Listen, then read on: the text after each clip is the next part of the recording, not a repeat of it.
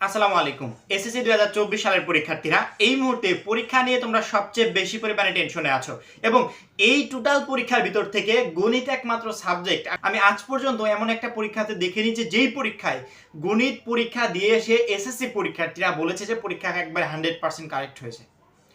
প্রত্যেকটা বছর যেহেতু আমরা প্রতি বছর নিয়ে কাজ করি, প্রত্যেকটা বছরে গণিত পরীক্ষা হওয়ার পরবর্তীতে শিক্ষার্থীদের কমন একটা ব্যাখ্যা, গণিত পরীক্ষা একদম ভালো হয় নাই, এমসিকিউতে প্রচুর খারাপ করেছি, সিকিউতে খারাপ হয়েছে, সৃজনশীল ভাবে লিখতে পারি নাই, কি যে হবে আমি ফেল যাবো, এটা সবকিছু মানে কি ওই একটা মাত্র পরীক্ষা টোটাল পরীক্ষাগুলো খারাপ করে দিচ্ছে। গণিত পরীক্ষা খারাপ হওয়ার পরবর্তীতে শিক্ষার্থীরা এমন টেনশনে থাকে, মানে তারা এসে জাস্ট বলতে থাকে আমি কি পাশ করবো, এইভাবে লিখেছি এ প্লাসের আশা করেছিলাম, গণিতে তো মনে হয় এ প্লাসটা মিস যাবে। পরবর্তী ওই ইফেক্টটা পুরো পরীক্ষার উপর পড়ে এবং পরবর্তীতে যে পরীক্ষাগুলো হয় ওইগুলো আস্তে আস্তে খারাপ হতে থাকে। আমরা ওই গণিত পর্যন্ত এসে আমাদের যে কনফিডেন্স লেভেলটা থাকে সেই লেভেলটা আমরা হারিয়ে ফেলছি, পরবর্তী পরীক্ষাগুলো খারাপ হচ্ছে। কিন্তু তুমি কি জানো যে গণিত একমাত্র সাবজেক্ট আমার এই টোটাল সাবজেক্টের ভিতর যেখানে এ প্লাস পাওয়াটা সহজ। তুমি বাংলাতেও এত সহজে এ প্লাস তুলতে পারবে না যত সহজে তুমি গণিতে এ প্লাস তুলতে পারবে। আচ্ছা, তুমি কি আমাকে বলতে পারবে যে তুমি পরীক্ষাতে আসলে কেমন রেজাল্ট করতে চাও? তুমি কি শুধুমাত্র পাস করতে চাও নাকি পরীক্ষাতে ভালো কিছু করতে চাও? যদি শুধুমাত্র পাস করতে চাও সেক্ষেত্রে আমি বলবো যে ভিডিওটা যে পর্যন্ত দেখেছো এই পর্যন্তই থাক, এই ভিডিওটা আর তোমার দেখা লাগবে না।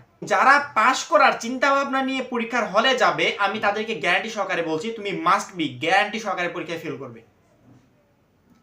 এ প্লাস পাওয়ার চিন্তা নিয়ে অনেক শিক্ষার্থী পরীক্ষার হলে যায়, এ প্লাস প্রিপারেশন নিয়ে যায়, তারপরও রেজাল্ট দেখা যাচ্ছে সে 3 পয়েন্ট পাচ্ছে, 3.50 পাচ্ছে, 4 পয়েন্ট পাচ্ছে। গোল্ডেন এ প্লাস আশা করা শিক্ষার্থী সে পরবর্তীতে 4 পয়েন্ট পাচ্ছে। তাহলে তুমি পাস করবে এই চিন্তা ভাবনা নিয়ে বা এই প্রিপারেশন নিয়ে কিভাবে তুমি পরীক্ষায় পাস করতে পারবে একটু আমাকে বলো। গণিত আমরা বুঝতে পারছি যে আমাদের কোন চ্যাপ্টারগুলো থেকে প্রশ্ন আসবে, বাংলাতে কিন্তু আমরা বুঝতে পারি না। বাংলাতে আমরা টোটাল মনে করো 7-8টা চ্যাপ্টার দিয়ে দিচ্ছি, বলছি যে এর ভিতর থেকে তোমরা ইনশাল্লাহ 5 সেট 7 সেট 8 সেট কমন পেয়ে যাবে। কিন্তু গণিতে আমি তোমাকে একবার ডিরেক্টলি দেখিয়ে বলতে পারবো যে এই চ্যাপ্টার থেকে মাস্ট বি বছরের প্রশ্ন আসবে। গণিত পরীক্ষা যে সাধারণত গণিত প্রশ্নটা কিভাবে তৈরি হয়, প্রতি বছর রোটেট করে ওই একই টাইপের প্রশ্ন পরীক্ষাতে দিয়ে থাকে। আমি বলছি না যে 2023-এ যে প্রশ্ন এসেছে 2022-এ যে প্রশ্ন এসেছে সেটা 24-এ আসবে না, একদমই না।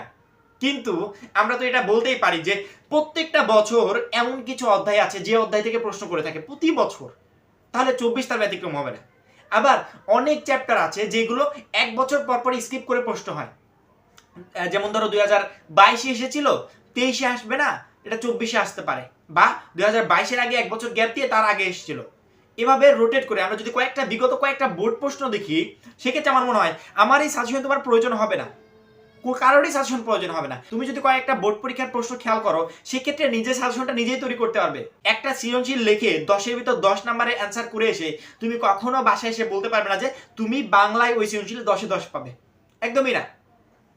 খুব রেয়ার হয় এমন যে 10-এর ভিতর 10 একবারে পেয়ে গেলাম। কিন্তু একটা গণিত 10 নম্বরে 10ই অ্যান্সার করে এসে বাসায় এসে বলতে পারবে যে হ্যাঁ মাস্ট বি 10 পাবো। হাতের লেখা পচা হোক সমস্যা নেই, অঙ্কটা তো ঠিক হয়েছে 10 পাবো। তোমার হাতের লেখার জন্য কে নাম্বার কাটবে? তোমার বানান ভুল হয়েছে কে নাম্বার কাটবে? তোমার ম্যাথটা পুরোপুরি সঠিক হলে সেক্ষেত্রে তুমি 10-এ 10 নাম্বার পাবে এবং এই অঙ্ক কেউ কেটে দিতে পারবে না, এই অঙ্কে নাম্বার কেউ ভুল দিতে পারবে না। সঠিক হলে নাম্বার পাবে, না হলে পাবে না। এবং এই সুযোগটাকে আমাদের কাজে লাগাতে হবে।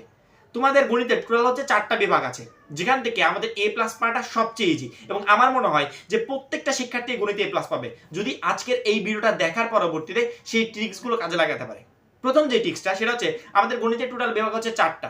একটা হচ্ছে বীজগণিত, দ্বিতীয়ত হচ্ছে জ্যামিতি, 3 নম্বরে হচ্ছে ত্রিকোণমিতি পরিমিতি, 4 নম্বরে পরিসংখ্যান। পরিসংখ্যানে যে চ্যাপ্টারটা, পরিসংখ্যান প্রতি বছর একই কোয়ালিটির প্রশ্ন হয়, এই জন্য পরিসংখ্যানটাকে তোমাকে ভালোভাবে পড়তে হবে, আগে আয়ত্ত করতে হবে পরিসংখ্যানটা, যে পরিসংখ্যানের যেই জায়গা থেকে প্রশ্ন আসুক যাতে আমি টোটালি লিখতে পারি, কমপ্লিট করতে পারি। কারণ কি পরিসংখ্যান এমন একটা অধ্যায় যেই অধ্যায়ের কিছু কমন কিছু চ্যাপ্টার আছে, কমন কিছু প্রশ্ন আছে, যেই প্রশ্নগুলো পড়লে আমরা ওইখান থেকে শুধুমাত্র 2024 না 25 সালে যখন পরীক্ষা হবে তখন আমি সেম কথাই বলবো যে পরিসংখ্যানের এইগুলা পড়ো, এগুলা থেকে তোমরা প্রশ্ন পাবে। কারণ পরিসংখ্যানের চ্যাপ্টারই হচ্ছে ছোট একটা চ্যাপ্টার, এর বাইরে থেকে প্রশ্ন আসার সম্ভাবনা নেই। এই জন্য প্রত্যেকটা শিক্ষার্থী পরিসংখ্যানের যে মূল বিষয়বস্তুগুলো আছে প্রত্যেকটা বোর্ড খেয়াল করে দেখবে যে প্রায় সেম কোয়ালিটির প্রশ্ন হয়েছে। ওইগুলোই পড়ার চেষ্টা করবে এবং 24 সালের পরীক্ষায় ওই সেম প্রশ্নগুলো আসবে। এবং এই বিষয়ে অবশ্যই আমরা পরবর্তীতে বিস্তারিত ভিডিও দিয়ে তোমাদেরকে ক্লিয়ারলি দেখিয়ে দেবো যে কোনগুলো পড়লে আসলে পরীক্ষায় কমন পাওয়া যাবে। এই বিষয়ে আমরা পরীক্ষার আগ মুহূর্তে তোমাদেরকে দেখিয়ে দেবো। আমরা সেই ত্রিকোণমিতি এবং পরিমিতিতে শেষের দিক থেকে আসি। ত্রিকোণমিতি এবং পরিমিতিতে যে বিষয়টা সেটা হচ্ছে ত্রিকোণমিতি একটা, পরিমিতি একটা।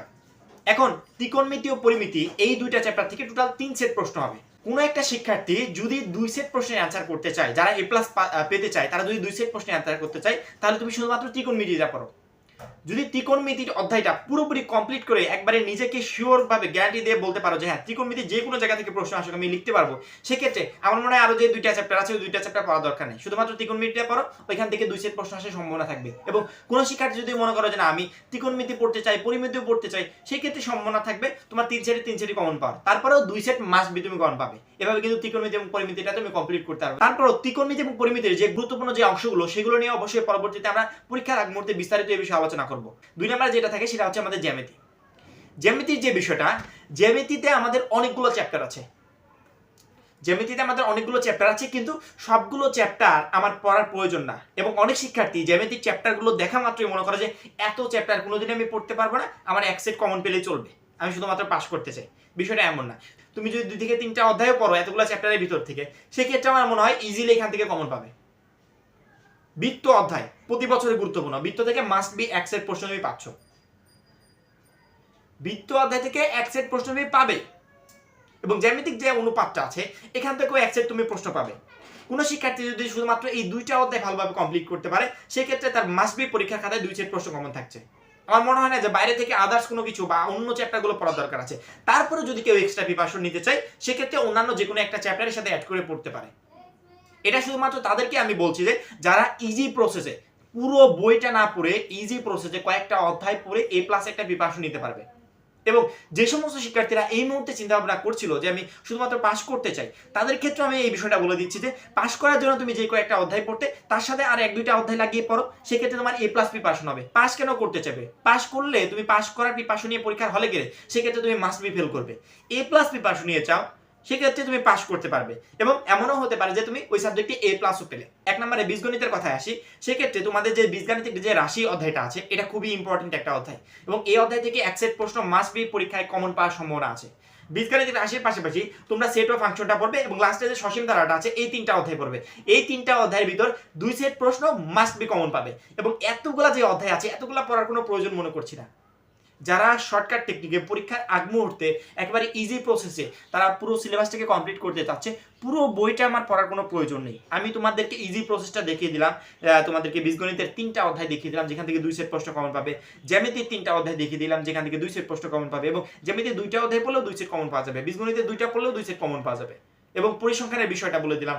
তার পরবর্তীতে আমরা আলাদা আলাদা অংশ নিয়েও আমরা এই বিষয়ে বিস্তারিত ভিডিও বানাবো, যে বীজগণিতের কোন অংশগুলো পড়লে বা কোন জায়গাগুলো থেকে প্রতি বছর প্রশ্ন আসার সম্ভাবনা থাকে বা এই বছর আসার সম্ভাবনা আছে, বা জ্যামিতির কোনগুলো পড়লে বা পরিসংখ্যানের কোনগুলো বললে, এগুলো বিষয় নিয়ে আমরা আলাদা আলাদা অবশ্যই ভিডিও বানাবো। তবে সর্বশেষ প্রত্যেকটা শিক্ষার্থীকে একটা কথাই বলবো যে গণিত এমন একটা সাবজেক্ট যেই সাবজেক্টে আমরা ইজি প্রসেসে A+ তুলতে পারি, যেটা অন্যান্য সাবজেক্টে আমরা পারবো না। অন্যান্য সাবজেক্টে A+ তোলাটা খুবই টাফ হবে। তুমি A+ প্রিপারেশন নিয়ে পরীক্ষার হলে গিয়ে A+ নাম্বার অ্যান্সার করে আসবে, তারপরে দেখবে যে পরীক্ষার রেজাল্ট খুব খারাপ হয়েছে। কিন্তু গণিতে না, গণিতে তুমি যা লিখে আসবে, বাসায় এসে যা বলবে যে আমি এত নাম্বার পাবো, পরীক্ষা শেষে দেখবে তুমি ঠিক অত নাম্বারই পেয়েছো। প্রত্যেকটা শিক্ষার্থী চেষ্টা করবে যে গণিত সাবজেক্টটাকে ভালো করতে, এবং প্রতি বছর আমাদের সবচেয়ে বেশি পরিমাণে প্রবলেম দেখা দেয় এই গণিতে। গণিতে প্রচুর পরিমাণ শিক্ষার্থীরা টেনশনে থাকে। এই জন্য আমার মনে হয় যে এই গণিতে তোমাদের সবচেয়ে বেশি পরিমাণ ফোকাস করা উচিত, এবং গণিতে মাস্ট বি যাতে A+ তুলতে পারো সেই প্রিপারেশন নিয়ে পরীক্ষার হলে যাওয়া উচিত। এবং কিভাবে এই প্রিপারেশনটা শর্টকাট টেকনিকে সলভ করবে সেই অধ্যায়গুলো কিন্তু আমরা দেখিয়ে দিলাম।